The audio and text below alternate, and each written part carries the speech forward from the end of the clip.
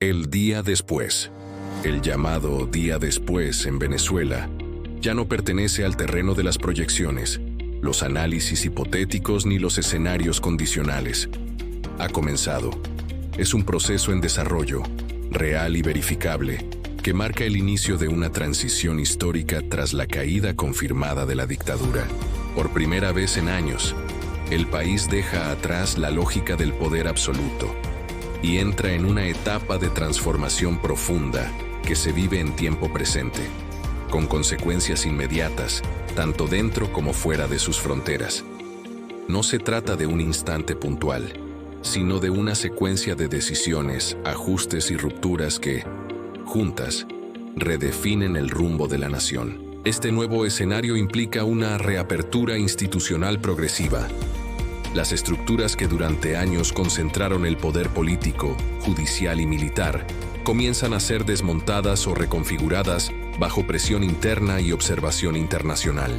Ministerios, organismos públicos y entes reguladores enfrentan el desafío de reconstruirse casi desde cero, no solo en términos administrativos, sino también éticos y funcionales.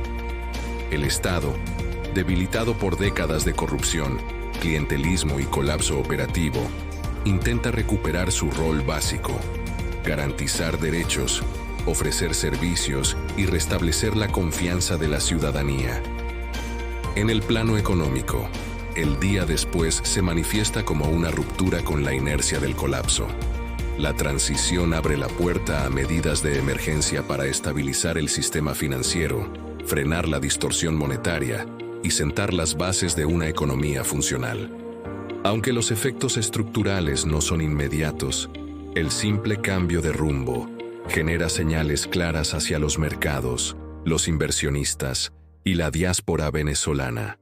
El país comienza a ser percibido nuevamente como un territorio con futuro, no solo como un caso humanitario crónico. Esta percepción, aunque frágil, es clave para activar los primeros movimientos de capital, asistencia técnica y cooperación internacional.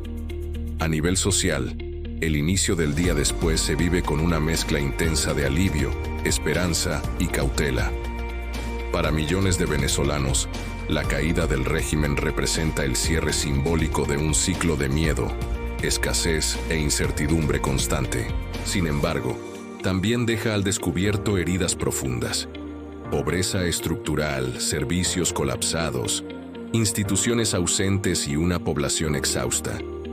La transición no borra automáticamente estas realidades, pero crea un marco distinto para enfrentarlas. Por primera vez en mucho tiempo, el sacrificio cotidiano comienza a tener un horizonte de sentido. El desmontaje del aparato autoritario no es un proceso limpio ni instantáneo. Persisten inercias del viejo sistema, resistencias internas y zonas grises de poder que no desaparecen de un día para otro. El día después no es una línea recta ascendente, sino un terreno inestable donde conviven avances y tensiones. La reconstrucción de la normalidad implica decisiones difíciles, negociaciones complejas y una vigilancia constante para evitar retrocesos. En este contexto, la participación ciudadana y la presión de la opinión pública se convierten en factores decisivos para sostener el rumbo de la transición. Internacionalmente, el inicio del día después reposiciona a Venezuela en el tablero regional y global. Gobiernos, organismos multilaterales y actores económicos observan con atención cada señal, cada reforma y cada gesto político. La narrativa del país comienza a cambiar, de crisis permanente a proceso de reconstrucción. Este cambio no solo tiene valor simbólico, sino consecuencias prácticas en términos de apoyo financiero, cooperación técnica y reintegración a los circuitos diplomáticos y comerciales. En esencia, el día después ya comenzó porque el eje del poder se desplazó. La lógica del control absoluto empieza a ceder frente a la lógica de la reconstrucción. Venezuela entra en una etapa donde el futuro vuelve a discutirse en términos de posibilidades reales y no solo de supervivencia. Es un momento histórico cargado de expectativas, pero también de responsabilidades enormes. La transición no garantiza automáticamente el éxito, pero sí abre una oportunidad inédita, la de redefinir el país desde sus cimientos. Este bloque marca el punto de partida de una nueva narrativa nacional. No es el final de la historia, sino el inicio de una de las etapas más complejas y decisivas que Venezuela haya enfrentado. El día después ya está en marcha, y lo que ocurra a partir de ahora dependerá de cómo se gestione esta oportunidad única, con memoria, con justicia y con una visión clara de futuro. La reapertura económica marca uno de los cambios más tangibles y sensibles del día después. Durante años, la economía venezolana estuvo atrapada en un círculo de sanciones, controles, colapso productivo y desconfianza absoluta. El levantamiento progresivo de las sanciones internacionales no actúa como una solución mágica, pero sí como un detonante. Es la señal que los mercados estaban esperando para volver a mirar a Venezuela, no como un territorio inviable, sino como un país con activos estratégicos, capacidad productiva latente y una necesidad urgente de reconstrucción. Las primeras reacciones no se hacen esperar. Los mercados financieros comienzan a moverse. Los indicadores de riesgo país muestran señales de corrección y se reactiva el interés de actores internacionales que durante años permanecieron al margen. Este cambio de percepción es crucial. La economía no se reactiva solo con decretos, sino con confianza. Y la confianza, en este nuevo escenario, empieza a reconstruirse lentamente sobre la base de reglas más claras, mayor previsibilidad y la expectativa de un marco institucional distinto. El sector energético se convierte nuevamente en el motor inicial de esta transición económica. El regreso de grandes petroleras internacionales, como Chevron, Shell, Repsol y otras, no solo implica inversión directa, sino transferencia de tecnología, recuperación de infraestructura crítica y aumento acelerado de la producción. Tras años de abandono, sabotaje operativo y corrupción, los campos petroleros comienzan a reactivarse con el objetivo de alcanzar, en el mediano plazo, niveles de producción cercanos a los 3 millones de barriles diarios. Este repunte no solo impacta en las exportaciones, sino que reactiva cadenas completas de empleo, servicios, transporte y logística. El aumento en la producción de crudo trae consigo un efecto psicológico y económico inmediato: el ingreso de divisas. Este flujo permite aliviar una de las heridas más profundas del colapso venezolano: la hiperinflación. Durante años, la destrucción del bolívar pulverizó salarios, ahorros y cualquier forma de planificación familiar. Con la estabilización progresiva del flujo monetario y una política económica menos improvisada, la inflación comienza a contenerse. No desaparece de un día para otro, pero deja de ser una fuerza descontrolada que devora todo a su paso. En este contexto, emerge el concepto de la llamada Economía Venezolana 2026, una hoja de ruta que no se plantea como una utopía inmediata, sino como un proceso de reconstrucción gradual. En el centro del debate aparecen dos escenarios dominantes. El primero es la dolarización oficial, que formalizaría una realidad ya existente en gran parte del país y ofrecería estabilidad rápida a costa de renunciar a una política monetaria propia.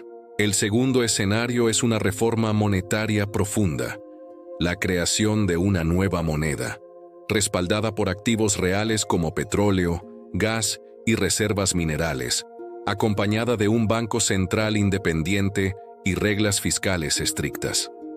Ambas opciones reflejan una verdad ineludible: la confianza en el sistema financiero debe reconstruirse desde cero. La población venezolana no solo perdió poder adquisitivo, perdió fe. Cualquier modelo que se implemente deberá enfrentar ese trauma colectivo, demostrando con hechos, no discursos, que el dinero vuelve a ser una herramienta de estabilidad y no de destrucción. La economía deja de ser un instrumento político y comienza a reconfigurarse como un sistema al servicio de la reconstrucción social. La reapertura económica también tiene un impacto directo en el sector privado nacional. Empresas que sobrevivieron en estado crítico empiezan a expandirse.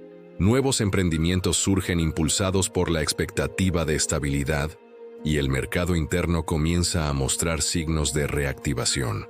El consumo, aunque limitado por la pobreza acumulada, deja de caer en picada. Poco a poco, se reactivan sectores como la construcción, el comercio, la agroindustria y los servicios, generando empleo y reduciendo la dependencia absoluta de la ayuda humanitaria. Este proceso no está exento de riesgos. La reapertura económica exige disciplina fiscal, transparencia y una lucha frontal contra las redes de corrupción que aún intentan adaptarse al nuevo escenario. El fin del colapso no significa ausencia de crisis, sino el inicio de una etapa donde los errores ya no pueden ocultarse bajo el discurso del bloqueo o la guerra económica. La economía venezolana entra en una fase donde cada decisión tendrá consecuencias visibles y medibles. En síntesis, la reapertura económica representa mucho más que cifras macroeconómicas. Es el paso del estancamiento a la posibilidad, del colapso permanente a un horizonte de reconstrucción. La economía venezolana 2026 no promete milagros, pero sí algo que durante años fue imposible.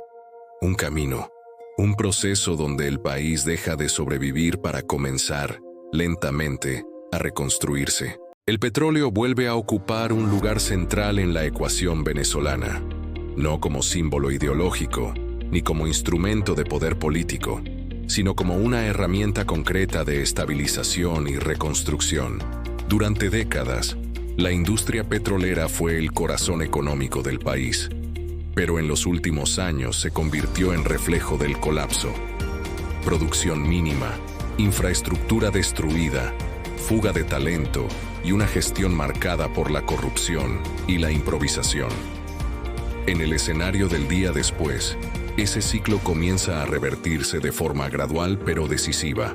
El aumento sostenido de la producción petrolera representa mucho más que ingresos fiscales inmediatos. Funciona como un ancla macroeconómica capaz de sostener la transición en sus fases más frágiles. Cada barril adicional exportado se traduce en divisas, y esas divisas permiten estabilizar el tipo de cambio, fortalecer las reservas internacionales y reducir la presión inflacionaria. En una economía que durante años estuvo atrapada en la escasez absoluta de dólares, este flujo constante se convierte en un factor de equilibrio esencial. La reactivación de la industria energética también tiene un impacto directo sobre el empleo. Miles de trabajadores especializados, ingenieros, técnicos, operadores, geólogos, comienzan a reincorporarse a un sector que había sido devastado. Al mismo tiempo, se reactivan industrias asociadas: metalmecánica, transporte, servicios industriales, puertos, astilleros, seguridad y tecnología. El petróleo deja de ser un enclave aislado y vuelve a irradiar actividad económica hacia múltiples capas del tejido productivo nacional. La reconstrucción de la infraestructura crítica es otro elemento clave. Refinerías paralizadas, oleoductos deteriorados, terminales de exportación obsoletos y sistemas eléctricos colapsados requieren inversiones masivas. El regreso de empresas internacionales no solo aporta capital, sino estándares operativos, protocolos de seguridad y sistemas de control que habían sido abandonados. Esta modernización no es inmediata, pero marca una ruptura clara con el pasado. La industria deja de operar en modo de supervivencia y comienza a planificarse con una lógica de largo plazo. En este nuevo escenario, el petróleo también cumple una función política y simbólica en el ámbito internacional. La señal al mundo es clara. Venezuela vuelve a integrarse al sistema económico global, no como un actor aislado o sancionado, sino como un proveedor energético relevante en un contexto de alta demanda global. La transición ocurre en un momento geopolítico particularmente sensible, donde la seguridad energética se ha convertido en un tema estratégico para muchas economías. Esto otorga a Venezuela una oportunidad única para reposicionarse, siempre que logre mantener reglas claras y previsibilidad. La supervisión internacional se convierte en un elemento central de esta nueva etapa. A diferencia del pasado, donde la opacidad fue la norma, el petróleo venezolano comienza a operar bajo esquemas de monitoreo, auditoría y cumplimiento que buscan garantizar transparencia en los ingresos y su uso. Este punto es crucial para recuperar la confianza perdida. El petróleo deja de ser percibido como una fuente de enriquecimiento para élites cerradas y empieza a ser visto, nuevamente, como un recurso nacional orientado a la reconstrucción colectiva. Desde el punto de vista fiscal, los ingresos petroleros permiten al Estado recuperar capacidades básicas, programas de emergencia social, reconstrucción de servicios públicos, inversión en salud, educación y transporte requieren financiamiento inmediato. En una economía devastada, el petróleo funciona como un puente entre el colapso y la diversificación futura. No es el destino final del modelo económico, pero sí el soporte que permite ganar tiempo y estabilidad mientras se desarrollan otros sectores. Sin embargo, el rol del petróleo en esta nueva etapa está marcado por una lección aprendida a la fuerza. La dependencia absoluta es un riesgo. Por eso, aunque el crudo vuelve a ser la palanca inicial de estabilidad, el discurso dominante ya no es el del rentismo eterno, sino el de la transición hacia una economía más equilibrada. El petróleo financia la reconstrucción, pero también la posibilidad de invertir en agricultura, industria, tecnología y servicios, reduciendo gradualmente la vulnerabilidad estructural del país. La reinserción petrolera también tiene un efecto psicológico profundo. Para una sociedad golpeada por años de colapso, ver nuevamente actividad en los campos petroleros, movimiento en los puertos y acuerdos internacionales, firmados bajo nuevas reglas, genera una percepción de normalidad que había desaparecido. El petróleo se convierte así en un símbolo tangible de que el país vuelve a funcionar, de que el aislamiento quedó atrás y de que el futuro, aunque complejo, vuelve a ser imaginable. En síntesis, el petróleo actúa como la palanca que sostiene los primeros pasos de la estabilidad. No resuelve por sí solo los problemas estructurales de Venezuela, pero crea las condiciones mínimas para enfrentarlos. En esta nueva etapa, el crudo no es una promesa vacía ni una maldición cíclica, sino un recurso estratégico que, bien gestionado, puede transformar el colapso en un proceso real de recuperación sostenida. En paralelo a la reactivación económica y al proceso de reconstrucción institucional, se pone en movimiento uno de los pilares más sensibles y determinantes de la transición: la justicia internacional. Este frente no avanza con la velocidad de los mercados, pero sí con un peso histórico mucho mayor. Lo que comienza a desplegarse no es un gesto simbólico, ni una revancha política, sino un proceso jurídico de alcance global, que busca responder a décadas de crímenes, corrupción sistemática y violaciones a los derechos humanos cometidas desde el poder. Con la caída del régimen, se desbloquean investigaciones que durante años estuvieron congeladas por razones políticas, diplomáticas o de falta de cooperación institucional. Fiscalías internacionales, cortes penales y agencias multilaterales reactivan expedientes que habían sido cuidadosamente documentados, esperando el momento en que los responsables quedaran fuera de la protección del Estado. Ese momento llega, y con él, la posibilidad real de que los hechos sean juzgados más allá de las fronteras venezolanas. Tribunales en Nueva York y en La Haya se convierten en escenarios centrales de este proceso. En Estados Unidos, los cargos se concentran en delitos financieros, lavado de dinero, narcotráfico y conspiración criminal transnacional. En Europa y en la Corte Penal Internacional, el foco se amplía hacia crímenes de lesa humanidad, persecución política, ejecuciones extrajudiciales, tortura y desapariciones forzadas.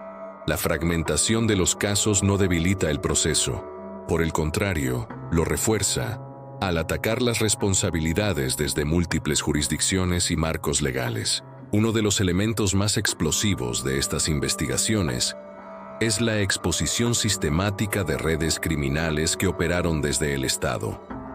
El llamado Cartel de los Soles deja de ser una acusación política para convertirse en un objeto jurídico detallado, con nombres, rutas, cuentas bancarias, intermediarios y protección institucional claramente identificados. La justicia internacional no se limita a los líderes visibles. Sigue el rastro del dinero, los vínculos logísticos y las estructuras de apoyo que permitieron que estas redes operaran durante años con impunidad. Este punto marca un quiebre profundo con la historia reciente del país. Por primera vez, el poder deja de ser sinónimo de inmunidad. El mensaje es claro y contundente. Ocupar un cargo, controlar instituciones o dominar fuerzas armadas ya no garantiza protección frente a la ley internacional. La justicia deja de ser un concepto abstracto, utilizado como consigna política, y se convierte en una fuerza operativa, con consecuencias reales y personales para quienes creyeron estar fuera de su alcance. El impacto psicológico de este proceso es tan importante como el jurídico. Para una sociedad acostumbrada a la impunidad estructural, ver a antiguos jerarcas sentados frente a jueces internacionales, respondiendo preguntas, presentando defensas y enfrentando pruebas, redefine la relación entre poder y responsabilidad. La narrativa del nadie paga comienza a romperse. La justicia, aunque tardía, empieza a ser visible. Al mismo tiempo, este proceso no está exento de tensiones. Existen debates legítimos sobre soberanía, jurisdicción y el equilibrio entre justicia internacional y reconciliación interna. Algunos sectores temen que los juicios profundicen divisiones. Otros consideran que sin justicia no puede haber una paz duradera. En este contexto, la justicia internacional cumple también una función de contención. Permite que los casos más sensibles se procesen fuera del país, reduciendo la presión inmediata sobre un sistema judicial nacional que aún se encuentra en reconstrucción. La colaboración internacional se vuelve clave.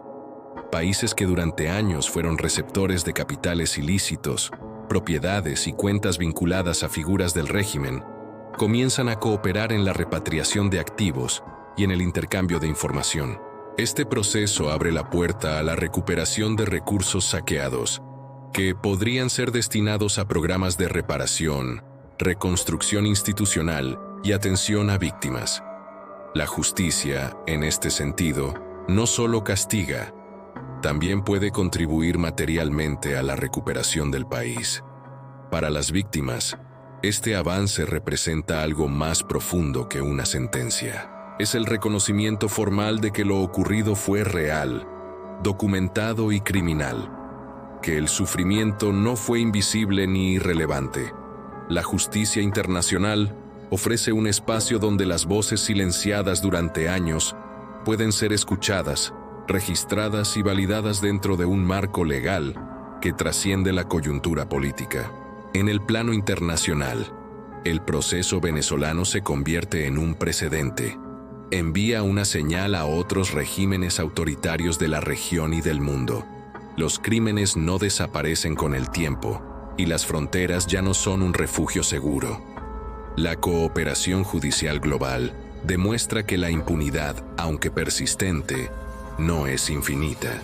En definitiva, la justicia internacional en marcha no es un capítulo aislado de la transición, sino uno de sus ejes estructurales.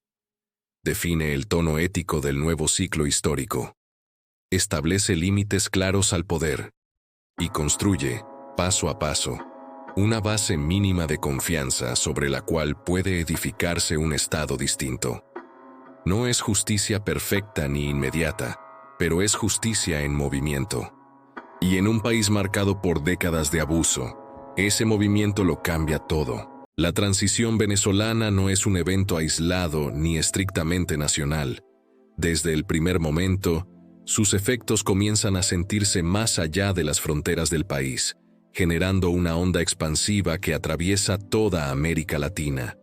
Durante años, Venezuela fue un nodo central de un entramado político, económico e ideológico que influyó en gobiernos, movimientos y estructuras armadas en distintos puntos de la región. Su colapso como régimen autoritario no solo transforma la realidad interna venezolana, sino que altera el equilibrio de poder regional construido durante décadas. Uno de los primeros impactos visibles es la reconfiguración de alianzas políticas. Gobiernos que durante años mantuvieron una relación estratégica con el régimen venezolano, ya sea por afinidad ideológica, conveniencia económica o dependencia energética, se ven obligados a redefinir su posicionamiento. La desaparición de Caracas como centro de financiamiento, respaldo diplomático y plataforma de proyección ideológica debilita significativamente a los ejes autoritarios que se consolidaron en la región durante el siglo XXI. El llamado socialismo del siglo XXI pierde a su principal sostén económico y simbólico. Este debilitamiento no ocurre de manera abstracta, tiene consecuencias directas en países como Cuba y Nicaragua, cuyos regímenes dependieron en gran medida del apoyo venezolano para sostener sus economías y estructuras de control interno. La reducción o desaparición de ese respaldo obliga a estos gobiernos a enfrentar presiones internas más intensas y un aislamiento internacional creciente. El efecto dominó no implica un colapso inmediato, pero sí una erosión progresiva de su capacidad de maniobra, tanto económica como política.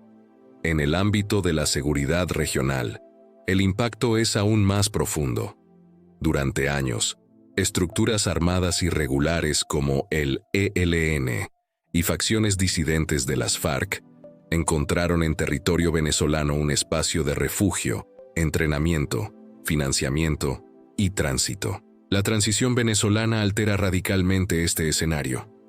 La pérdida de protección política y logística obliga a estos grupos a replegarse, fragmentarse o exponerse a una presión militar y judicial mucho mayor por parte de los estados vecinos y de la comunidad internacional. Este cambio tiene un efecto estabilizador potencial en regiones históricamente afectadas por la violencia transnacional, especialmente en zonas fronterizas de Colombia, Brasil y el Caribe.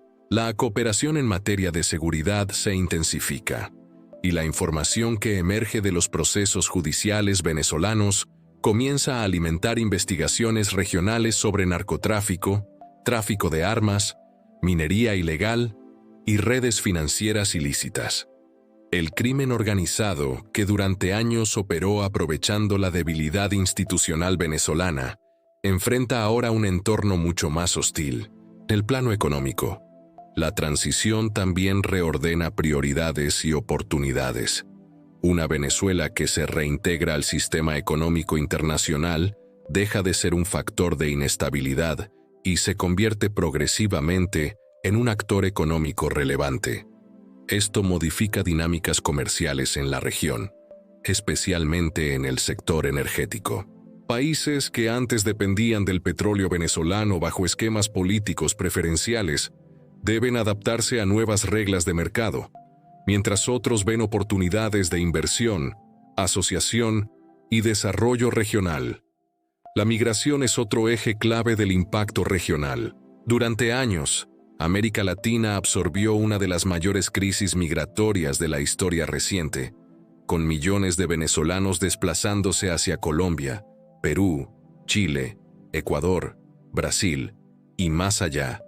La transición abre la posibilidad, por primera vez, de un cambio de tendencia. Aunque el retorno masivo no es inmediato, la expectativa de estabilidad comienza a modificar decisiones individuales y políticas públicas en los países receptores.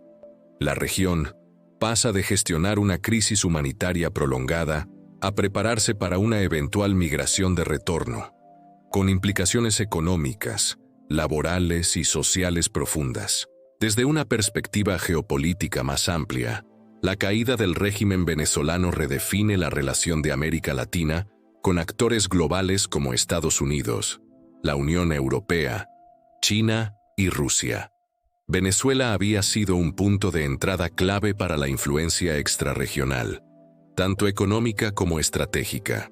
Con la transición, se renegocian acuerdos, se revisan contratos y se redefine el rol de la región en el tablero global. América Latina gana margen para reposicionarse como un bloque más coherente, menos fragmentado por alineamientos ideológicos extremos.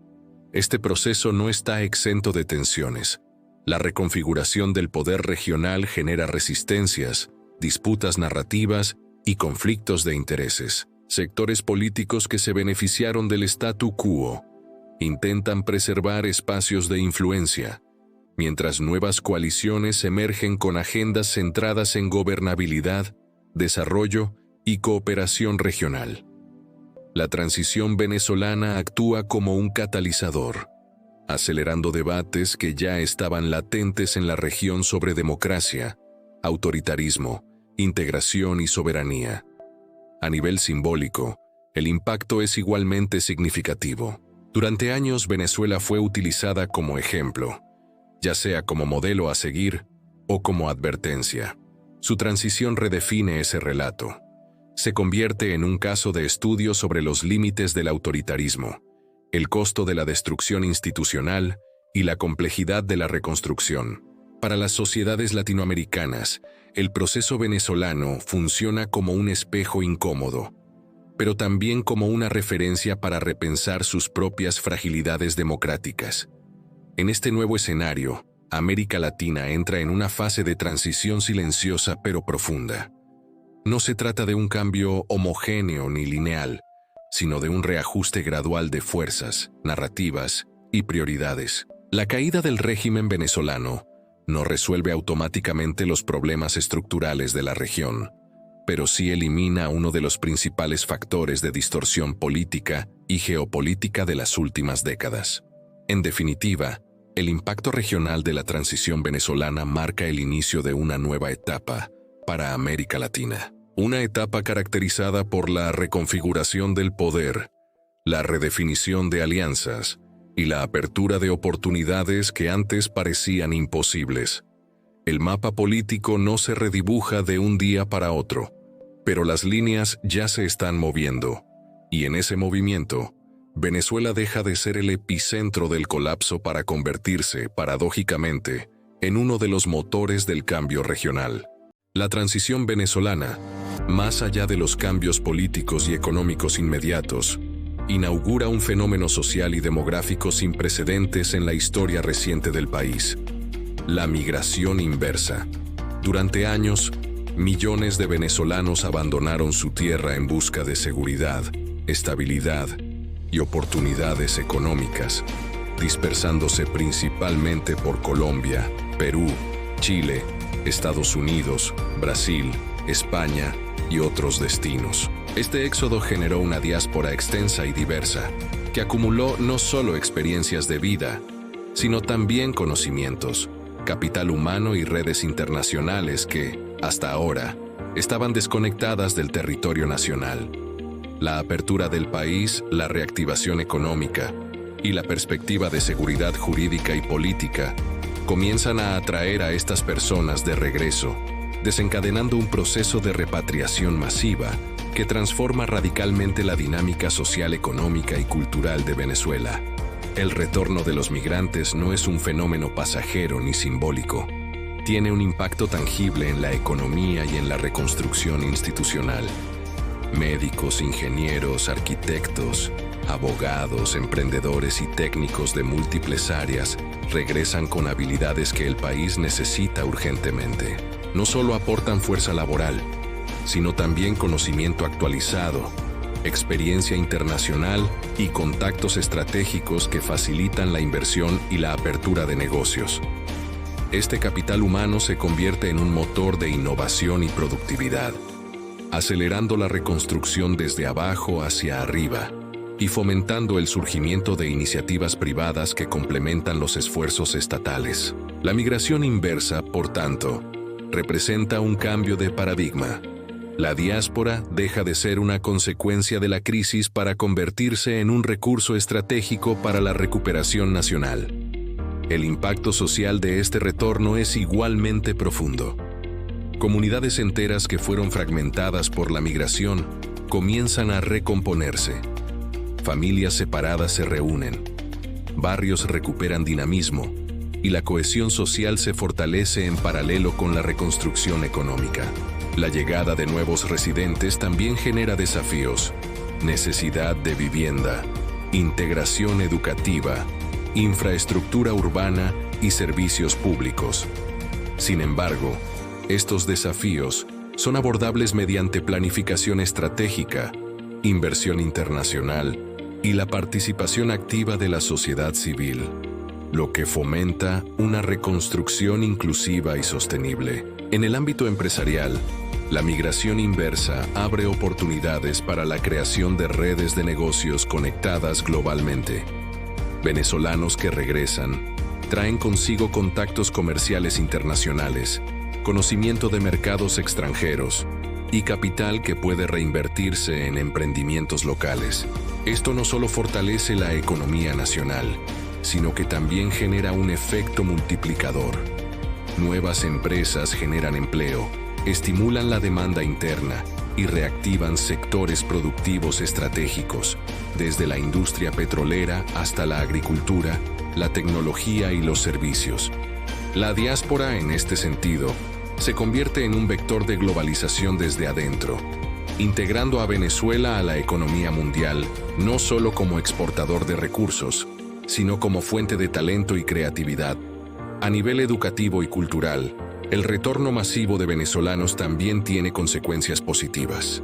Profesionales y académicos que han trabajado o estudiado en el exterior traen métodos modernos, conocimientos actualizados y perspectivas globales que enriquecen universidades, centros de investigación, instituciones culturales y programas de formación profesional. Esto no solo eleva los estándares locales, sino que también crea un entorno propicio para la innovación, la ciencia aplicada y la creación artística, fortaleciendo la identidad nacional y proyectándola hacia el mundo.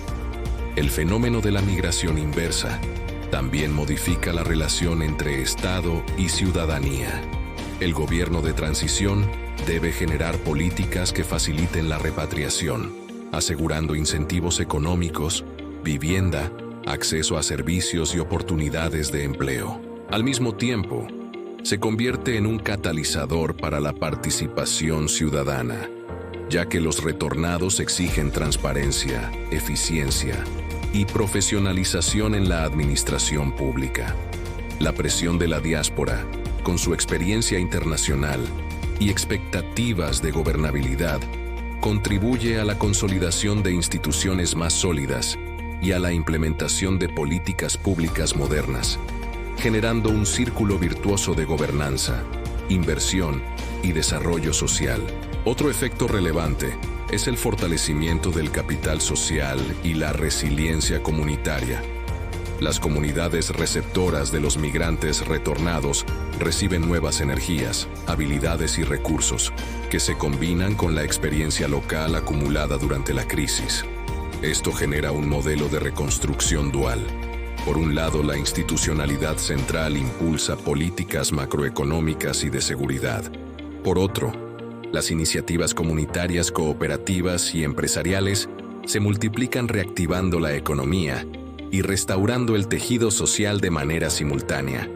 La reconstrucción desde abajo se convierte en un proceso orgánico, donde la ciudadanía actúa como protagonista y no solo como beneficiaria.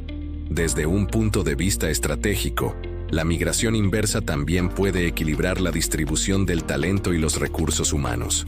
Regiones que fueron afectadas por la emigración masiva reciben de nuevo profesionales especializados, contribuyendo a reducir desigualdades regionales y revitalizando ciudades y municipios que habían quedado rezagados. Este retorno estratégico de capital humano fortalece no solo la economía, sino también la cohesión territorial y la capacidad de planificación a largo plazo. La migración inversa, en combinación con la apertura económica, la estabilización política y la justicia internacional, configura un escenario donde Venezuela no solo recupera población, sino que transforma a la diáspora en un pilar esencial de la reconstrucción nacional. Este fenómeno permite que el país avance simultáneamente en múltiples frentes: social, económico, institucional y cultural. La diáspora deja de ser un fenómeno de fuga y se convierte en una fuerza de reconstrucción y renovación, demostrando que el capital humano y la experiencia internacional pueden ser más valiosos que los recursos naturales para reconstruir un país.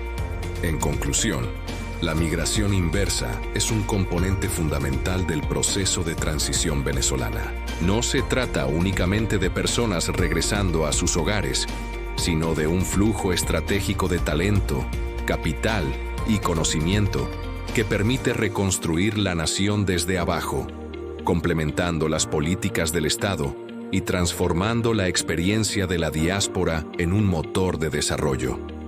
La Venezuela post-transición no solo recupera a sus ciudadanos, sino que convierte la migración inversa en un instrumento de reconstrucción sostenible, inclusiva y resiliente, donde la ciudadanía se convierte en protagonista del renacer del país, demostrando que la recuperación nacional es posible cuando la población regresa con experiencia, recursos y voluntad de contribuir al país que dejaron atrás.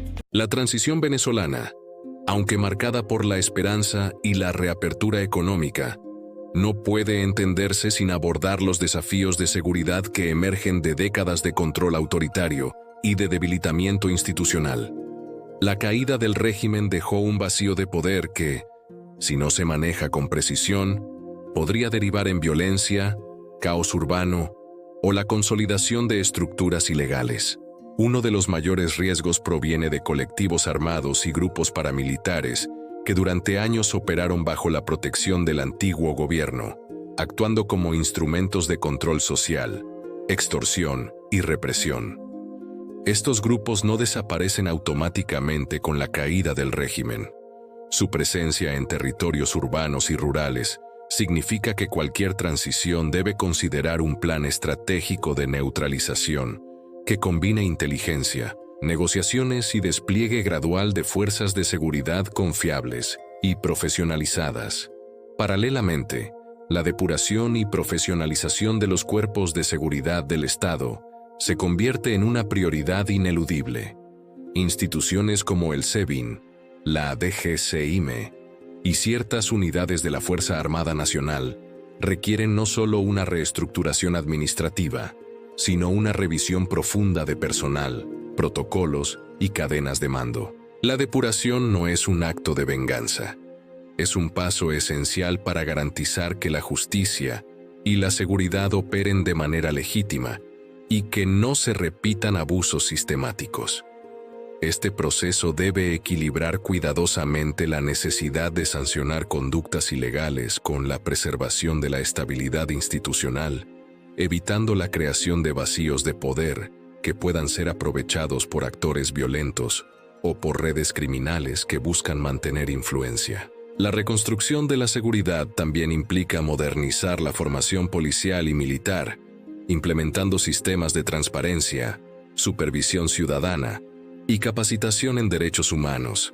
Se trata de transformar una fuerza que en el pasado estuvo subordinada a intereses partidistas en un instrumento de protección ciudadana, capaz de actuar con profesionalismo y rendición de cuentas. Esta transformación es fundamental para restaurar la confianza de la población en sus instituciones y para consolidar un Estado de Derecho que sea percibido como legítimo tanto a nivel nacional como internacional.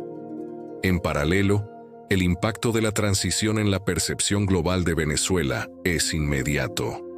La narrativa de Venezuela libre deja de ser un concepto abstracto o una aspiración política y se convierte en un hecho tangible. El país empieza a ocupar un lugar central en discusiones de inversión internacional, reactivación económica regional y justicia internacional, gracias a la apertura de mercados, el regreso de empresas petroleras y la persecución judicial de antiguos líderes y redes criminales. Cada acción concreta refuerza la credibilidad del nuevo gobierno, y demuestra que la transición no es un simple cambio de nombres, sino un proceso profundo de reorganización institucional, económica y social. El retorno masivo de la diáspora, en este contexto, no es un fenómeno aislado. Está íntimamente ligado a la percepción de seguridad y legitimidad del Estado. La confianza de los venezolanos en que el país ha dejado atrás los ciclos de violencia y arbitrariedad condiciona su decisión de regresar. Este flujo de migrantes inversos no solo fortalece la economía, sino que actúa como un indicador de la estabilidad social y política, convirtiéndose en un mecanismo de verificación de la efectividad, de la depuración institucional y de la reconstrucción de la seguridad ciudadana. Otro componente clave de esta nueva realidad es la integración de políticas de prevención y cooperación regional. La caída del régimen y la transición venezolana tienen implicaciones directas para países vecinos, afectando flujos migratorios, narcotráfico, crimen organizado y relaciones diplomáticas. La coordinación con organismos internacionales y gobiernos regionales se convierte en una herramienta estratégica para garantizar que la seguridad interna de Venezuela no se vea comprometida por factores externos y que la reconstrucción del país sea sostenible y resiliente. En lo interno, la seguridad debe combinar acciones inmediatas con estrategias de largo plazo. La presencia visible de fuerzas confiables en territorios urbanos y rurales genera sensación de orden, pero también se requiere inversión en prevención del delito, rehabilitación social y programas de inclusión que reduzcan la dependencia de los colectivos armados y las redes criminales. Programas educativos, empleo juvenil y desarrollo comunitario son elementos complementarios que garantizan que la seguridad no sea solo represiva, sino también preventiva y sostenida en el tiempo. La transición también redefine la relación entre Estado y ciudadanía. La transparencia en la depuración, la rendición de cuentas y la profesionalización de las fuerzas de seguridad generan confianza en la institucionalidad y consolidan un contrato social renovado. La población percibe que la violencia y la arbitrariedad ya no son la norma, lo que fortalece la cohesión social y reduce la vulnerabilidad a conflictos internos. La seguridad, en este sentido, no es solo física, sino simbólica. Representa la restauración de la legitimidad y el compromiso del Estado con la vida y los derechos de los ciudadanos. Finalmente, este proceso de seguridad, depuración y profesionalización no puede entenderse de manera aislada. Está intrínsecamente vinculado al desarrollo económico, la justicia internacional, la migración inversa y la reconstrucción social. Cada elemento refuerza a los demás.